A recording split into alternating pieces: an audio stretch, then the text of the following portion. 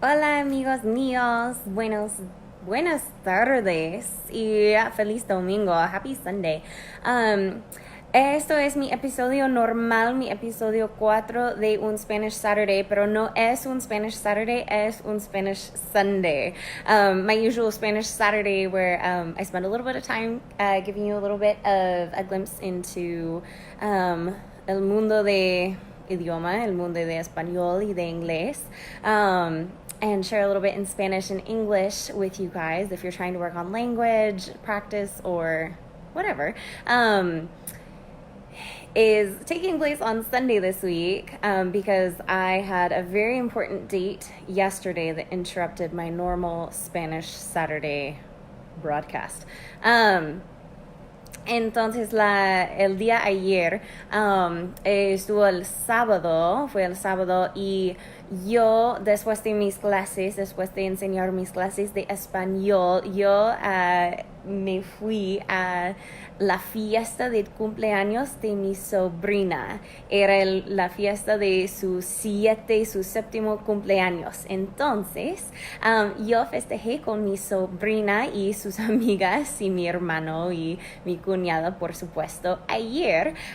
Y estoy aquí el domingo para compartirles un poco de español e inglés y también con el tema de conservar tus sueños. So yesterday,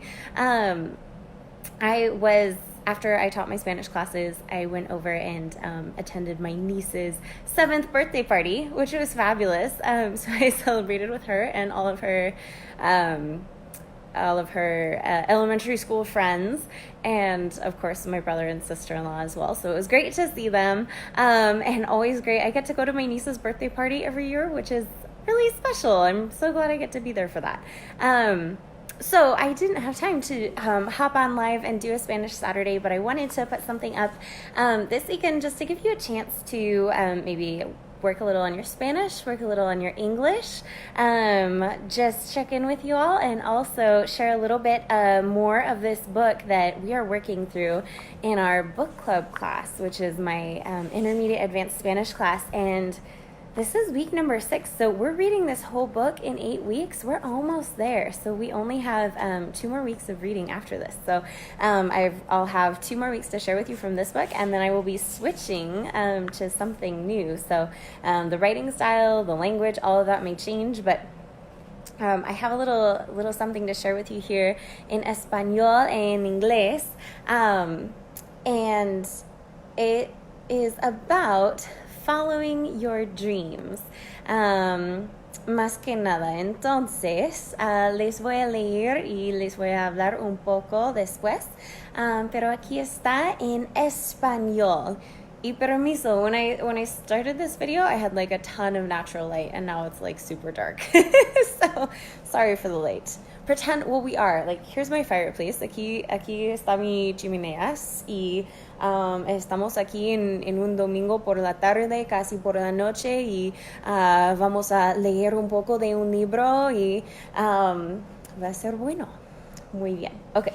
We're just cozying up next to the fireplace and reading a little bit for the weekend.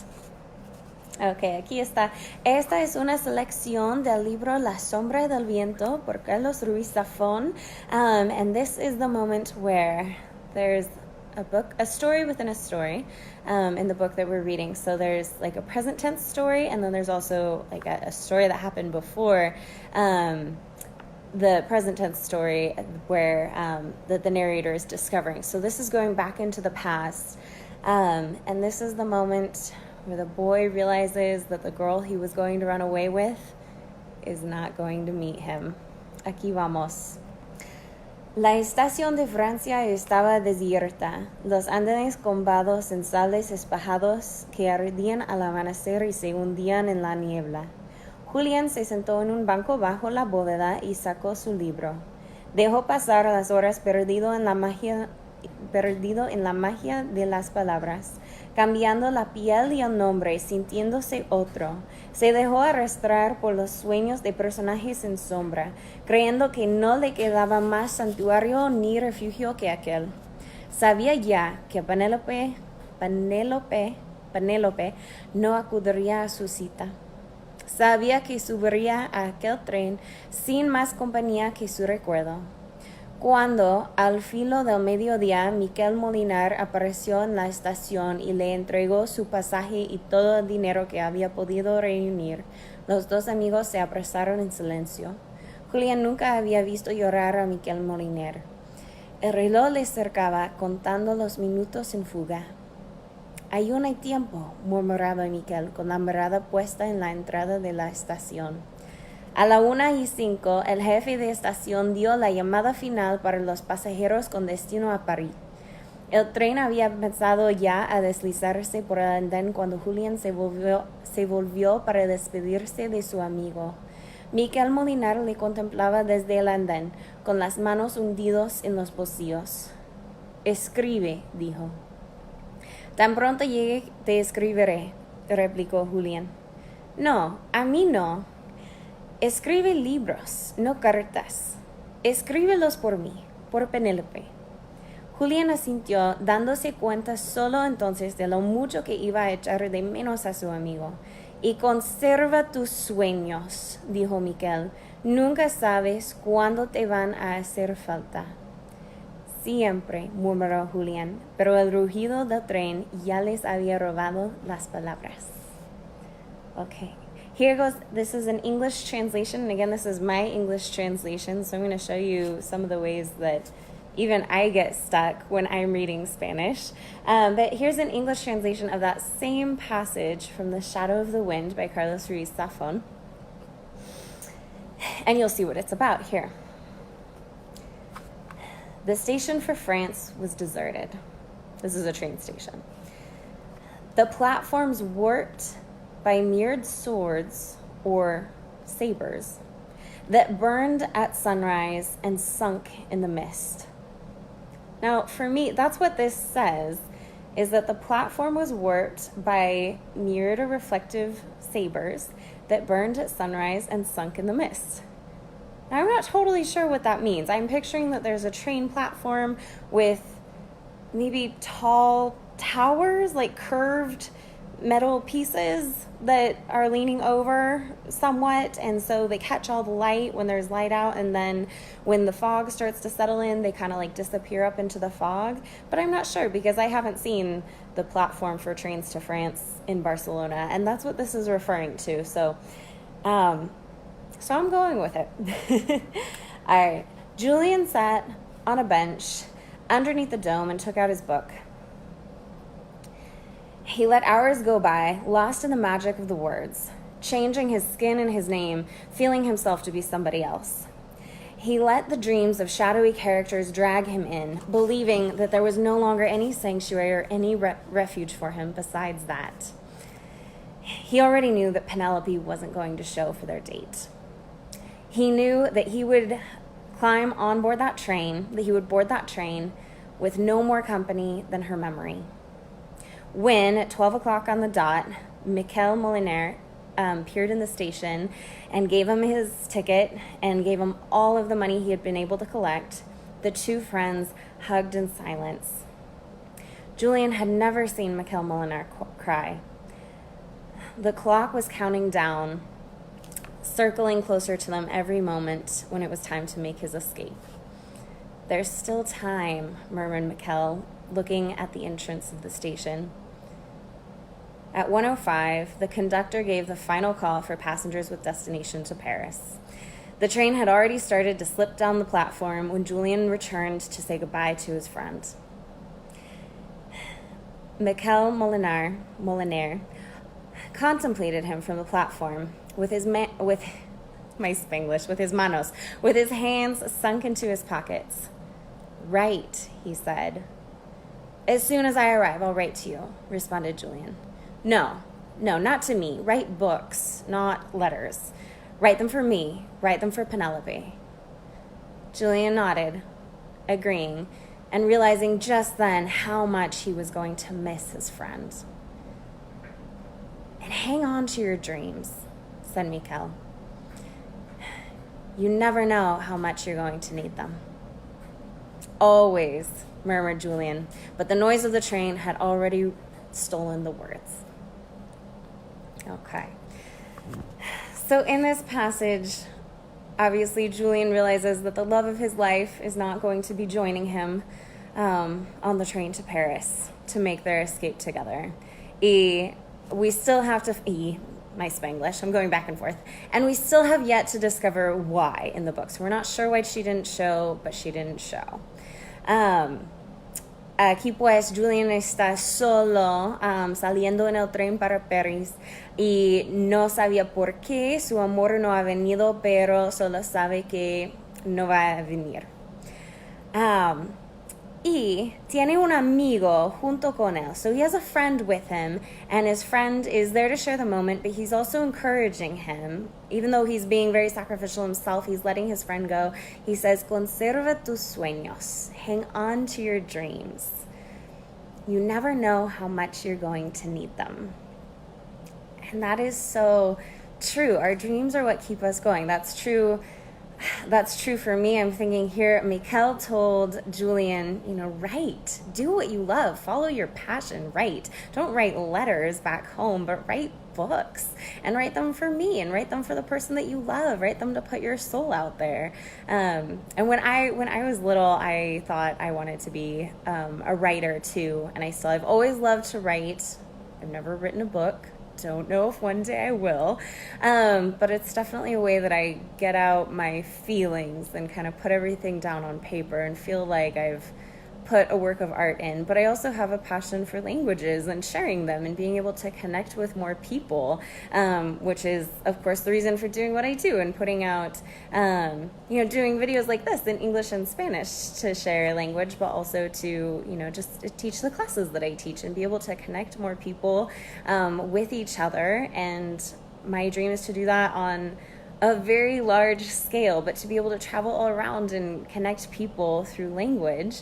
Entonces, para decir un poco en español, que mi sueño, mi pasión es conectarme y conectarse a otras personas alrededor del mundo junto a través del lenguaje y de idiomas diferentes, y por eso yo soy maestra y entrenadora de inglés y de español, y yo estoy estudiando todavía. Yo soy estudiante de otros idiomas porque yo quiero conectarme más con el mundo y mi pasión es esto. Entonces, la importancia de conservar tus sueños, the importance of preserving your dreams, because you never know how much you're going to need them. Such a beautiful idea that when things aren't working out quite the way that you want, that having a vision of what you want can be the most important thing, can be something to help you keep going, something to keep getting you through. I'm going to share un poco de una historia personal también. Mi apellido es Bannister, so my last name is Bannister. Y no soy pariente, no soy relación de Roger Bannister, de verdad, so I'm not really related to Roger Bannister. Pero, but I like to say that I am, pero me gusta decir que sí. Entonces, había una historia de Roger Bannister, y Roger Bannister era una persona que corrió rápidamente. He was a very fast runner. Y era famoso por eso. He was famous for breaking the 4-minute mile, por romper una milla de 4 minutos. Y él no es relación mío de verdad, pero tenemos el mismo apellido. So we have the same last name, though. So maybe way back we were related. And I read when Roger Bannister died, I believe it was late last year. Así que Roger Bannister falleció el año pasado, creo. Y yo estaba leyendo un artículo de él sobre su vida. And he said that the way that he managed to break the 4-minute mile was by envisioning himself breaking the 4-minute mile. Before it ever happened, he had a dream and a belief that he could run a mile faster than 4 minutes when Everyone else at the time thought that if a person was to run a mile faster than 4 minutes, that their body couldn't handle it and they would literally die afterwards. So they thought it was physically impossible for someone to run a mile faster than 4 minutes. Toda la gente y los doctores y los científicos del día de Roger Bannister, más temprano en los años... no sé por seguro, pero en los años 1900 algo, más temprano, los 20 o algo, todos creyeron que si una persona rompió una milla de 4 minutos y corrió más rápido que 4 minutos, entonces iba a morir. ¿Por qué? O moriría porque su corazón no podía correr tan rápido, no fue físicamente posible. So Roger Bannister, what he did, even though everyone else believed it couldn't be done and they thought that like you would just experience heart failure if you were going to run a mile faster than 4 minutes, is he envisioned himself running a mile faster than 4 minutes, breaking the 4-minute mile, and he envisioned himself crossing the finish line, breaking through the ribbon, and he saw the time on the clock as being less than 4 minutes, and he had this vision super clear in his head. And so at race time, he went out and he did it, and he just did what he had envisioned. And same thing here. That's the point that I think is being made here in this selection of the book, and the point that I believe is true for my life and for our lives is that if you want to do something, especially something that seems impossible or hard, you have to envision it first. And your vision will make it possible. But if you can't see it happening, then it won't be possible. Así que tienes que tomar la perspectiva que sea posible, o que es posible. Tienes que creer en tu visión y tener una visión del futuro que quiere, del sueño que quiere lograr. Entonces, lo más importante es empezar con una visión, con un sueño para conseguirlo, para lograrlo o lograrla. Entonces, toma el tiempo de crear tu visión. Take the time to make your vision and detail it out and dream about what you want. Really hold on to your dreams. Conserva tus sueños, because you will need them. Because by having these dreams, by having these visions, you will be able to make them a reality. Entonces, si quieren compartir cuáles son tus sueños o cuál es tu visión para el futuro, me encantaría oírlo.